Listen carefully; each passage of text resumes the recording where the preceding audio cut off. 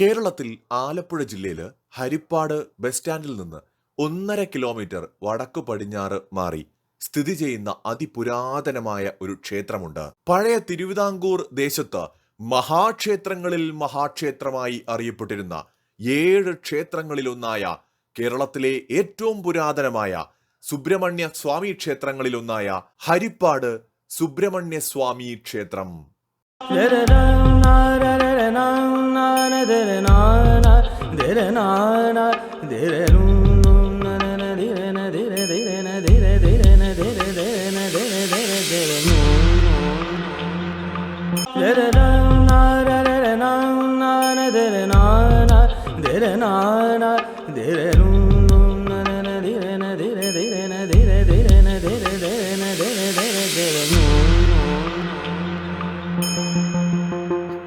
ഇത് ഹരിപ്പാട് ശ്രീ സുബ്രഹ്മണ്യ സ്വാമി ക്ഷേത്രം.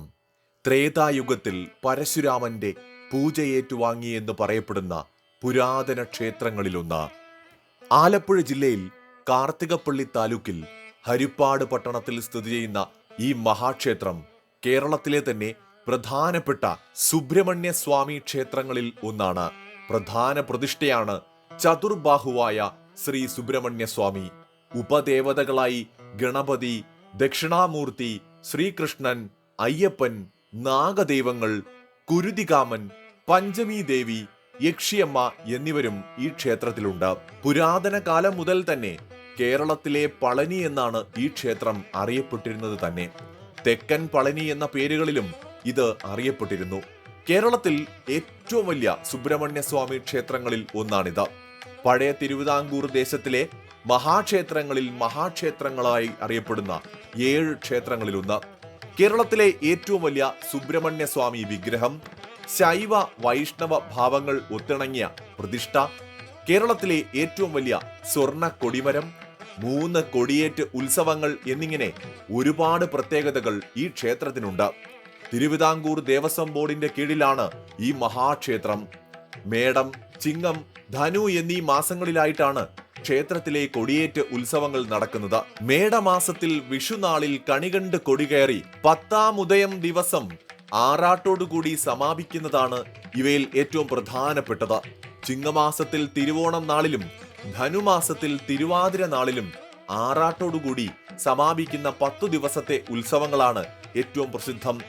ഇവ യഥാക്രമം സുബ്രഹ്മണ്യൻ, വിഷ്ണു, ശിവൻ എന്നിവരെ പ്രതിനിധീകരിക്കുന്നുവെന്നാണ് സങ്കല്പം. ഇത് മറ്റൊരു ക്ഷേത്രത്തിലുമില്ലാത്ത പ്രത്യേകതയുമാണ്. കൂടാതെ വൃശ്ചിക മാസത്തിലെ തൃക്കാർത്തിക, മകരമാസത്തിലെ തൈപ്പൂയം തുടങ്ങിയവയും അതിവിശേഷമാണ്.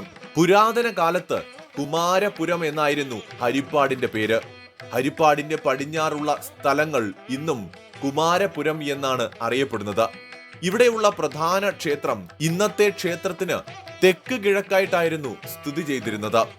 ദ്വിബാഹുവായ ബാലസുബ്രഹ്മണ്യൻ പ്രധാന പ്രതിഷ്ഠയായ ഈ ക്ഷേത്രത്തിന് സമീപം ഒരു മഹാക്ഷേത്രം പണികഴിപ്പിക്കുവാനും അവിടെ അയ്യപ്പ സ്വാമിയെ പ്രതിഷ്ഠിക്കുവാനും കുമാരപുരത്തെ നാട്ടുപ്രമാണികൾ തീരുമാനിച്ചു. അതിനായി അവർ വിദഗ്ധരായ പണിക്കാരെ പല നാടുകളിൽ നിന്ന് കൊണ്ടുവരികയും ക്ഷേത്ര നിർമ്മാണം ആരംഭിക്കുകയും ചെയ്തു. അങ്ങനെ മാസങ്ങൾക്കുള്ളിൽ അവിടെ ഒരു മഹാക്ഷേത്രം ഉയർന്നു വന്നു. തുടർന്ന് പ്രതിഷ്ഠയ്ക്കും മറ്റ് ചടങ്ങുകൾക്കുമായി നാട്ടുകാരായ ഭക്തജനങ്ങൾ ഒരുങ്ങി. അങ്ങനെ ഇരിക്കുന്ന സമയത്ത് ഒരു ദിവസം രാത്രി കുമാരപുരത്തെ എല്ലാ പ്രമാണിമാർക്കും ഒരേ സമയം ഒരു സ്വപ്ന ദർശനമുണ്ടായി. അതിദിവ്യനായ ഒരു സന്യാസി അവരുടെ മുന്നിൽ പ്രത്യക്ഷപ്പെട്ട് പുതിയ ക്ഷേത്രത്തിൽ അയ്യപ്പനെയല്ല സുബ്രഹ്മണ്യനെയാണ് പ്രതിഷ്ഠിക്കേണ്ടത് എന്ന് അരുളി ചെയ്യുന്നതായിട്ടായിരുന്നു ആ സ്വപ്ന ദർശനം. ക്ഷേത്രത്തിൽ പ്രതിഷ്ഠിക്കാൻ ഏറ്റവും ഉചിതമായ ഒരു വിഗ്രഹം കായംകുളം കായലിൽ ജലാധിവാസമേറ്റ് കിടപ്പുണ്ടെന്നും അത് ത്രേതായുഗത്തിൽ പരശുരാമന്റെ പൂജയേറ്റു വാങ്ങിയതാണ് എന്നും കായംകുളം കായലിൽ ഒരു പ്രത്യേക സ്ഥലത്തെത്തുമ്പോൾ ഒരു പ്രത്യേക ഭാഗത്ത് നീർച്ചുഴികളും പുഷ്പങ്ങളും കാണാമെന്നും അവിടെ ഇറങ്ങി പരിശോധിച്ചാൽ വിഗ്രഹം കണ്ടെത്താൻ കഴിയുമെന്നും സന്യാസി സ്വപ്ന ദർശനത്തിൽ പറഞ്ഞു. അതനുസരിച്ച് പിറ്റേ ദിവസം തന്നെ പ്രമാണിമാർ ഒരുമിച്ച് പുറപ്പെട്ടു. സ്വപ്നത്തിൽ പറഞ്ഞതുപോലെ ആ സ്ഥലത്ത് നീർച്ചുഴികളും പുഷ്പങ്ങളും വലം വയ്ക്കുന്നത് അവർക്ക് കാണാൻ സാധിച്ചു. അതനുസരിച്ച് അവർ തങ്ങളുടെ സഹായികളോട് പ്രസ്തുത സ്ഥലത്ത് മുങ്ങിത്തപ്പുവാൻ അറിയിക്കുകയും പിന്നീട് കായലിലിറങ്ങി മുങ്ങിത്തപ്പുകയും ചെയ്തു.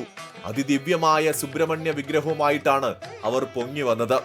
വിഗ്രഹം കണ്ടെടുത്ത സ്ഥലത്തിന് അതുവഴി കണ്ടനല്ലൂർ എന്ന പേര് വരികയും പിന്നീട് ഇത് ലോപിച്ച് കണ്ടല്ലൂർ എന്നായി മാറുകയും ചെയ്തു.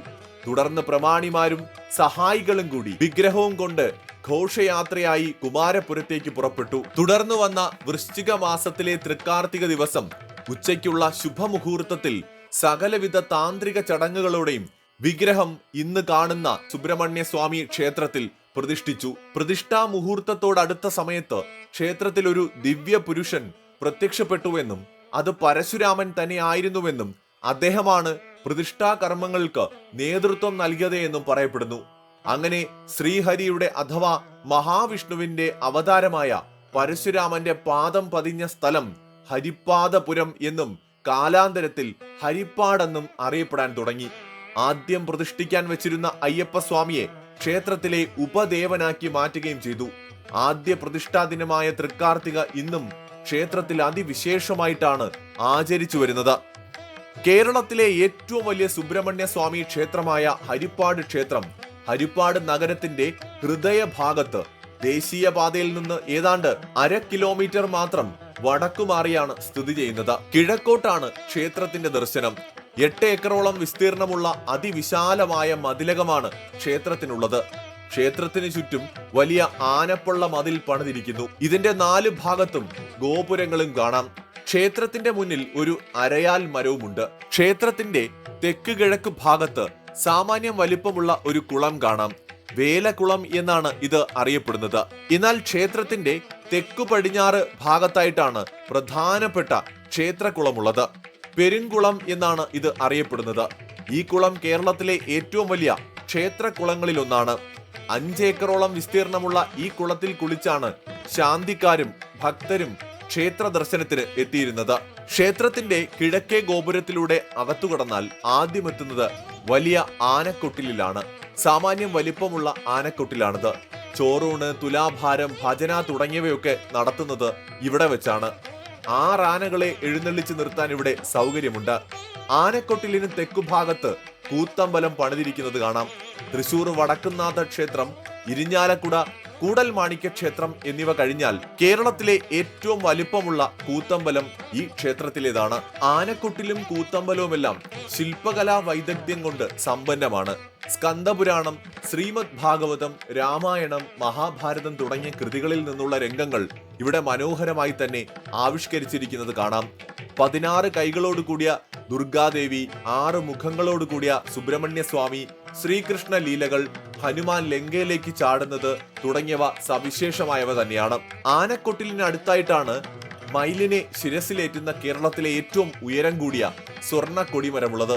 ഏകദേശം 100 അടി ഉയരം വരും ഈ സ്വർണ്ണ കൊടിമരത്തിന്. ക്ഷേത്ര മതിലകത്ത് തെക്ക് കിഴക്കേ മൂലയില് അടച്ചിട്ട പ്രദക്ഷിണ വഴിയോട് കൂടിയ ഒരു ചെറിയ ശ്രീകോവിലുണ്ട്. ശ്രീകൃഷ്ണ ഭഗവാനാണ് അവിടെ പ്രതിഷ്ഠ.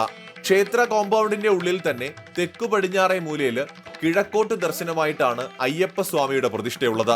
ആദ്യം ഇവിടെ പ്രതിഷ്ഠിക്കാനായിട്ട് നിശ്ചയിച്ചിരുന്ന വിഗ്രഹം തന്നെയാണിത്. ശബരിമലയിൽ ഉള്ളതുപോലത്തെ അയ്യപ്പ വിഗ്രഹമാണ് ഇവിടെയും പ്രതിഷ്ഠിച്ചിരിക്കുന്നത്. ചെമ്പുമേഞ്ഞ അസാമാന്യ വലിപ്പമുള്ള വട്ട ശ്രീകോവിലാണ് ക്ഷേത്രത്തിനുള്ളത്. കരിങ്കല്ലിൽ തീർത്ത ശ്രീകോവിലിന് ഏകദേശം 150 അടി ചുറ്റളവുണ്ടാകും. ഈ ദൃശ്യങ്ങൾ നമുക്ക് ഉൾപ്പെടുത്താൻ സാധിച്ചിട്ടില്ല. മാത്രമല്ല അന്ന് സാമാന്യം തിരക്കുള്ള സമയമായതുകൊണ്ട് തന്നെ അധിക സമയം ദൃശ്യങ്ങൾ പകർത്താനും കഴിഞ്ഞില്ല. സ്വർണ്ണ താഴികക്കുടമുള്ള മനോഹരമായൊരു ശ്രീകോവില് തന്നെയാണ് ഇവിടെ ഉള്ളത്. 6 അടിയിലധികം ഉയരമുള്ള ചതുർബാഹു വിഗ്രഹത്തിൽ കിഴക്കോട്ട് ദർശനമായിട്ടാണ് സുബ്രഹ്മണ്യ സ്വാമി കുടികൊള്ളുന്നത്. മനോഹരമായൊരു ക്ഷേത്രമാണ്. തികച്ചും ശാന്തമായിട്ടുള്ള ഒരു അനുഭവമാണ് ഈ ക്ഷേത്രത്തിൽ നിന്ന് ഉണ്ടായത്. വളരെ മനോഹരമാണ്. അതോടൊപ്പം തന്നെ ആത്മസംതൃപ്തി ലഭിക്കുന്ന, ആത്മീയതയുടെ അനന്തമായിട്ടുള്ള ആ ഒരു അനുഭൂതി അനുഭവിച്ചറിയാൻ കഴിയുന്ന ഒരു ക്ഷേത്രമാണ്. തീർച്ചയായിട്ടും ഒരിക്കലെങ്കിലും കഴിയുമെങ്കിൽ ദർശനം നടത്തിയിരിക്കേണ്ട ഒരു ക്ഷേത്രമാണ്. ഗൂഗിൾ മാപ്പിന്റെ സഹായത്തോടെ ആർക്കും എളുപ്പത്തിൽ എത്താവുന്നതേ ഉള്ളൂ. കേരളത്തിലെ തന്നെ വളരെ പ്രസിദ്ധമായ ഒരു ക്ഷേത്രമാണിത്. മറ്റൊരു ക്ഷേത്രത്തിന്റെ വിശേഷവുമായി വീണ്ടും വരാം.